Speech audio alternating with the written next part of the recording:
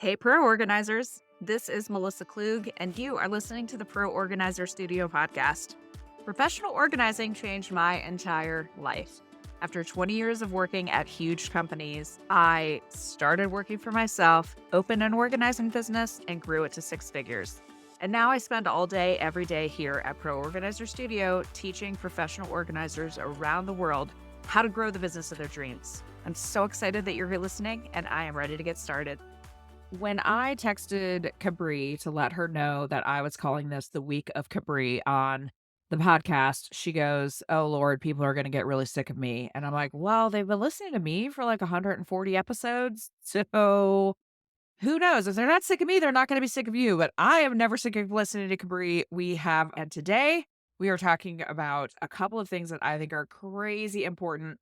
One of which is working with clients with ADHD. So I am ready to jump in with Cabri. Just a friendly reminder, if you haven't heard already, we have a new workshop.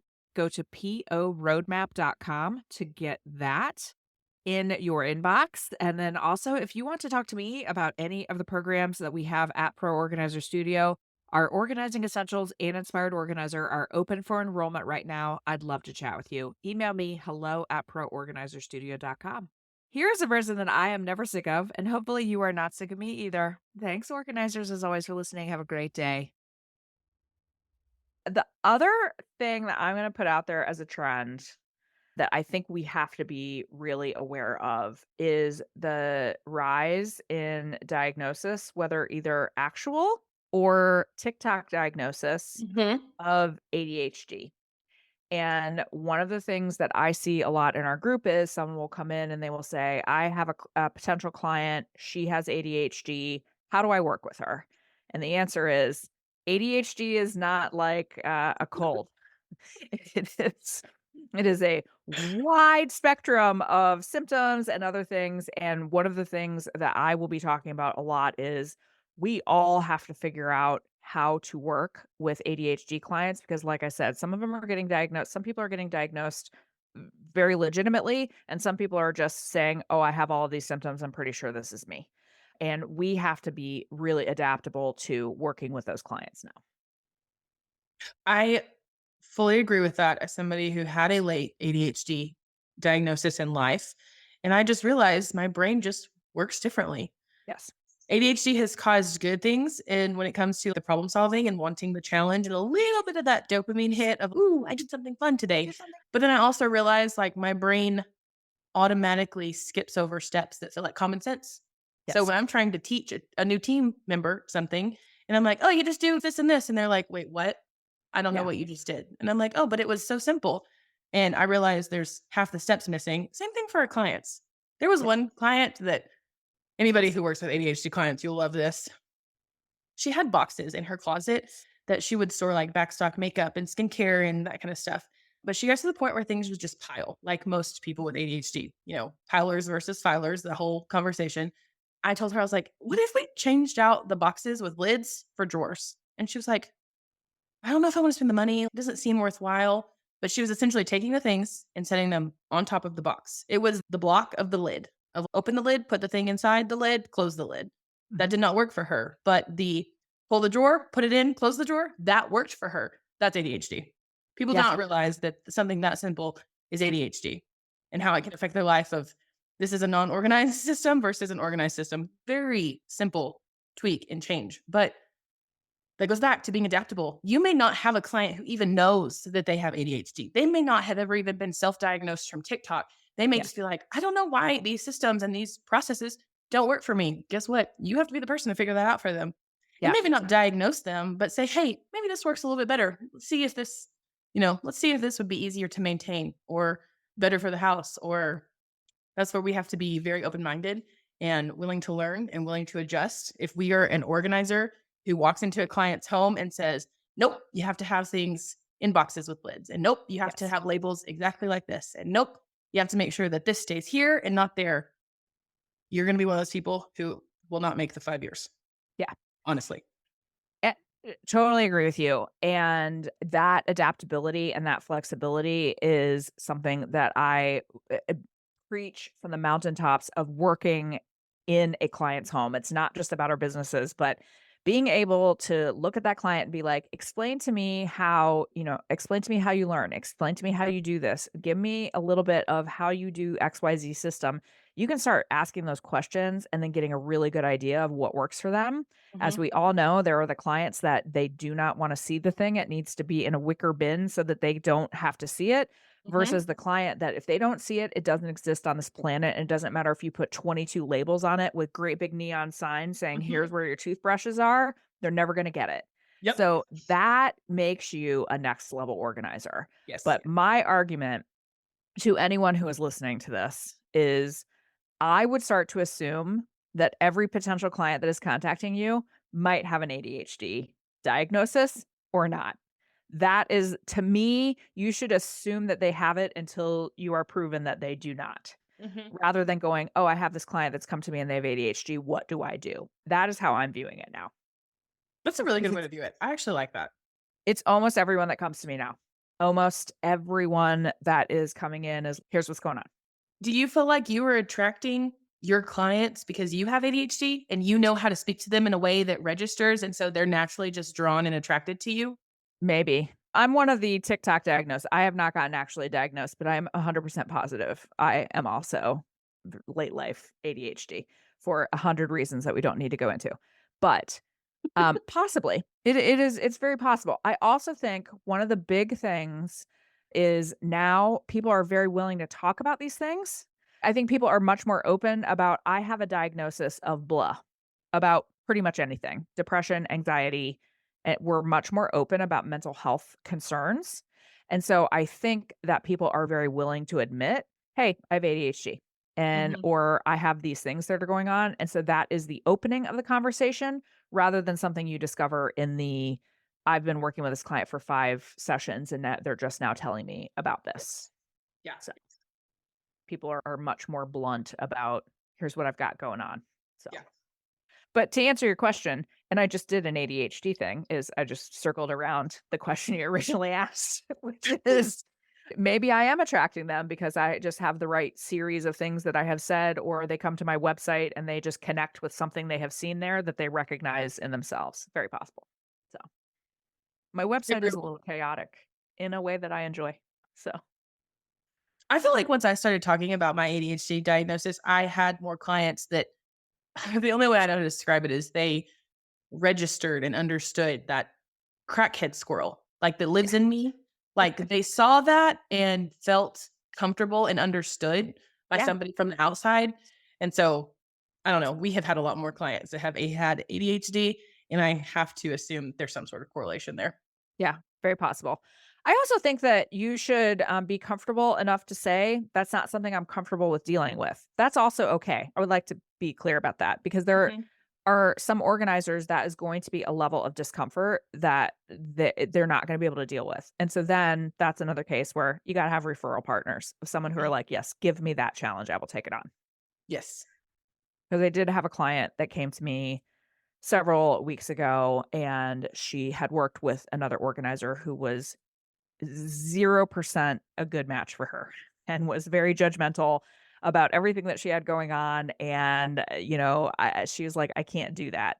Totally okay. But you got to know who you are and serve those clients. So, Absolutely. can we talk about one of yours and my favorite subjects about organizing? Organizers. Stop overcomplicating things. Please. Please stop overcomplicating things for yourself, for your clients. Please stop. I think that there is a whole demographic of people and or organizers who don't even realize that they're doing it. And Yeah. it's not till things stop working, and it kind of goes back to that maybe I'm overcomplicating things and maybe that's why things are not working. Maybe it's not even that our industry is changing as much. Maybe we're the cause of the changes and we're the ones that are the problems. But yeah, man, we like to be perfectionists and we like to do things a very specific way, but that can sometimes cause us to be too into the business or too into the industry. And so for us, we say, yeah, organizing product. And for somebody who's not familiar with it, they're like, but what does that? I don't know. And that's fair. If you've never hired an organizer before, you shouldn't know. You don't should know what to expect. Same thing with can we talk about sales process? If Yeah. you have very long drawn out complicated sales process, whether that's discounting packages or different rates for different organizers. And it's just messy. And it's going to be hard for your potential clients to understand it and wrap their head around it. And if they're not wrapping their head around it, they're not hiring you. Clients are overwhelmed, tired. They have a tremendous decision fatigue. If you are talking to a mom, they're just freaking tired. They're Mhm. tired. Even if you have really good partner, women still bear the brunt of most household tasks. Mhm. So that's just reality. If you make it really hard for them to make a decision, they want, as we like to say, the big glittery easy button. If you make it hard for them, they are going to walk. You have between 10 and 30 seconds if you're lucky to hook them into your way of doing things or your way of approaching things. And if you have a website that is 75 scrolls of, I've got this package and this package and this is, they're out, they're gone. Because they're also going to assume it's really complex to work with you once you get on site. Even like this sound, and this is again another hill I will die on. Yes, we have a website form, and that's where we prefer people to submit inquiries through. Yes.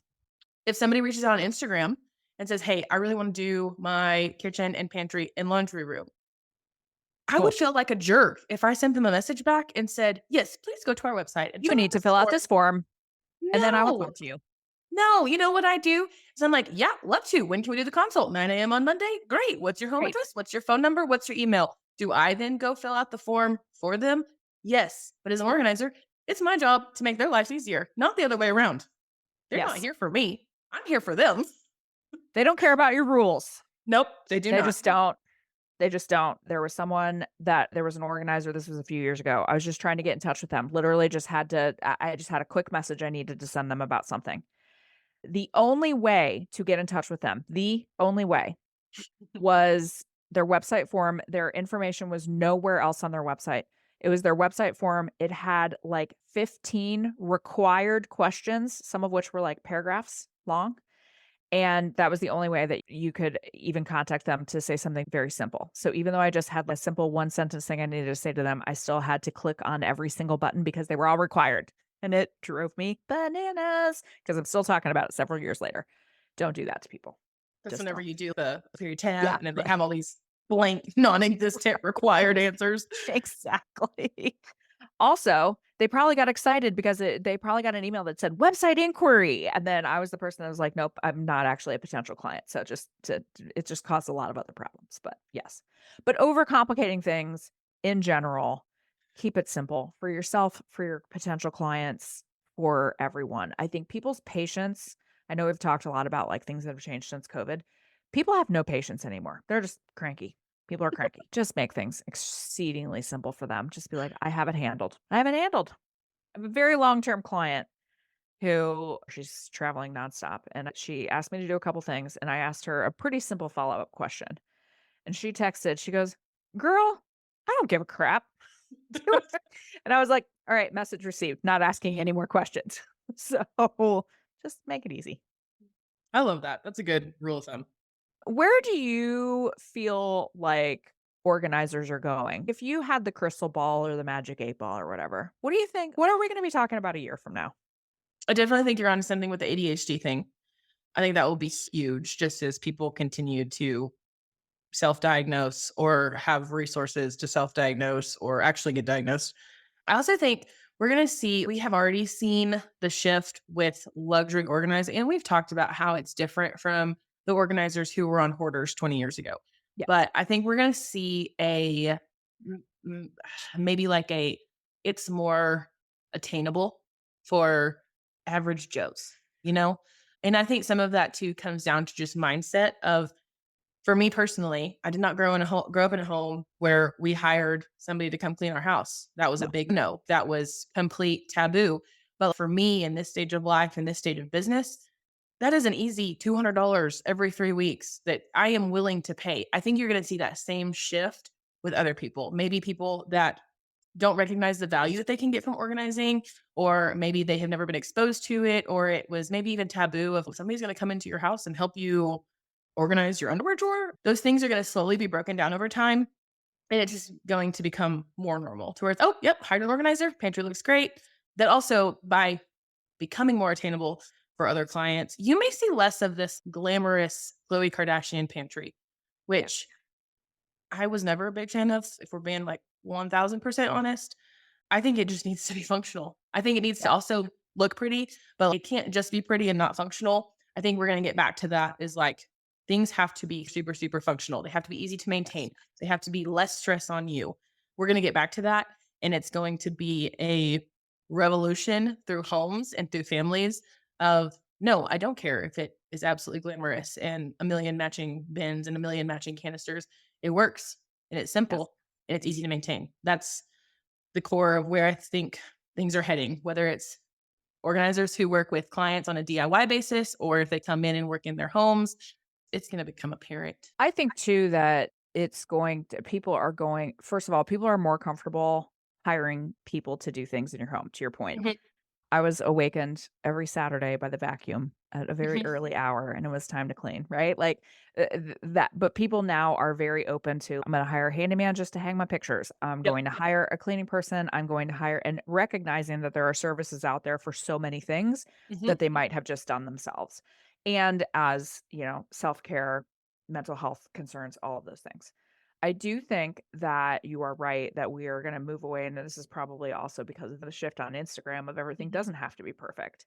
And there are people like Domestic Blisters on Instagram and TikTok. I love that woman so much, and she just talks about, struggle care, like mhm. how to basically keep house while your house is burning, and all of those things that we just want people to take better care of themselves, and that means having functional systems, Yes, not gorgeous systems that are impossible to actually maintain. yes. So I do think too that there are a lot of people that are out there talking about, we don't know. We are not economists. I do think that there is a better than average chance that there will be, you just look at trends in economics, like there might be an economic slowdown. There are a lot of things happening out there in the markets. But what we are also always going to say is, even in financial challenges, there are always going to be people that are still interested in hiring services, still interested in having people in their home, still interested in spending money where it makes sense for them. I think that's something that we're going to continue to see as well. I'm super glad you mentioned that because I think that can be a excuse that Yes. we as business owners, not just organizers, but business owners fall to when maybe we don't have a record breaking month Yes. or things are slow. It's real easy to say politics, economy, you know, the water's green, whatever. Yeah. But that is our chance. And I will, again, another hill. I So will many hills. I will die there on like when it slows down, and it will, because it always does, whether Yes. that is, use a solo organizer, use a team. When things slow down, that is your chance. That is your breath to rest and recover if you have been going 90 miles an hour. That is your chance to update systems, update handbooks, update training guides. That's your chance to maybe launch a digital product or some other sort of semi passive income. Those slowdown times are needed and they're not a bad thing. And I just try to remind people that that's your time also too to like rest, but also plant the seeds. Do the things that will get you more clients. Maybe not tomorrow, but a year from now, or 6 months from now, or 3 months from now. Do the things that you need to do to continue growing your business, but also enjoy the rest because it does not come often sometimes. And It so when does it not. does come, it's good to take it. I also think God, universe, he has a way of slowing us down if we do not slow down. And that has always happened to me. I will be pushing and pushing, and then I just get miserably ill and I'm out for 2 weeks. And that's him saying, sit down, calm down, chill out. So the podcast that I did in January with Kim Snodgrass, or early February, Kim Snodgrass, who, I'm Mhm. interviewing her every year in her business. And there is one that is, I called it Safety Corner, because she had something dangerous happen to her on a job. And she goes, I wanted to take December off, and the universe gave me a reason to have December off. She was like, I wanted to take December off, but she slogged through it. She took a bunch of clients, and guess what? She didn't work in December because of a combination of things that happened to her. She's just take the month off. Yeah. That's what I wanted to do. I didn't listen to myself, and I got it anyway. So yes, listen to yourself. But have you seen that reel? It's actually one of my favorite things. It's someone who's, man, I'm just really I'm exhausted. And then they're like, well, have you had enough water today? No. Have you exercised? No. Have you slept? No. Have you eaten well? No. It's like this series of things. What could you be possibly doing that is contributing to this? Mhm. That's one that I will say too is when people say, I'm slow, it's the slowest time I've ever had. When you start asking, have you done this? Have you done this? Have you done this? Have you done this? They're like, no, I haven't done any of those things. So we also have more time than we think we do to be Mhm. doing some of those things that we are just sitting here in a panic mode, which I understand, but you're in a panic mode. And so your body is not going, hey, there are some things I could do to help solve this problem. Thanks for listening to the Pro Organizer Studio podcast. I am Melissa, and I've had a great time here with you today. If you want more information about us, you can find us online at proorganizerstudio.com. Our Instagram is Pro Organizer Studio. You can email me, hello@proorganizerstudio.com.